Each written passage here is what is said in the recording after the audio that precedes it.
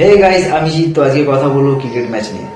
2024 সালের champion team Kolkata Knight রাইডার্সের first match, যা আজকে অনুষ্ঠিত হতে চলেছে কলকাতা ইডেন গার্ডেনে রয়্যাল চ্যালেঞ্জার্স ব্যাঙ্গালোরের বিরুদ্ধে। তো মূলত আজকে আমি যেই কথা নিয়ে ভিডিও বানাতে চলেছি, কি ব্যাপার নিয়ে, কি বিষয় নিয়ে, সেটাই আমি আলোচনা করব। 2024 সালে খুব বাম্পার পারফরমেন্স করা টিম বলো, যার মধ্যে টিম ম্যানেজমেন্ট বলো বা টিম ক্যাপ্টেন বলো বা টিমের কোচ বলো, সমস্ত কিছুতেই বদল এসছে। একটা বড় সড়ো চেঞ্জ দেখা গেছে। আগের বছরের হেড কোচ যে ছিল গৌতম গম্ভীর, সে বর্তমানে নেই, ভারতীয় দলের হেড কোচ। ক্যাপ্টেন যে ছিল শ্রেয়স আইয়ার, সেও নেই, তার জায়গায় আজিঙ্কে রাহানে। আরও কিছু কিছু প্লেয়ার ছিল যেগুলো খুব ভালো পারফরমেন্স করেছিল, তারাও নেই।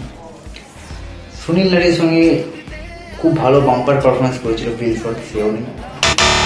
তো মূলত আজকে আমি কথাটাই বলতে চলেছি, যতক্ষণ ম্যাচ শুরু না হবে, আমরা ফার্স্ট খেলা না দেখি, ততক্ষণ তো বলা ঠিক না। তবে এটাও ঠিক যে কিছু কিছু জায়গায় মানে কলকাতা নাইট রাইডার্সের দুর্বলতা কোন কোন জায়গাতে দুর্বলতা দেখা যেতে পারে। আমার মনে হয় যে এখানে ক্যাপ্টেনশিপে কিছু দুর্বলতা দেখা যেতে পারে, যেটা হচ্ছে কি বলবো, আজিঙ্কে রানাকে ক্যাপ্টেন করা হয়েছে। যেহেতু টিম ম্যানেজমেন্টে চেঞ্জ এসছে, না জানি সুনীল নারি কীরকম পারফরমেন্স করবে। তো সমস্ত কিছু নিয়ে বিশাল বিষয় গল্পনা রয়েছে।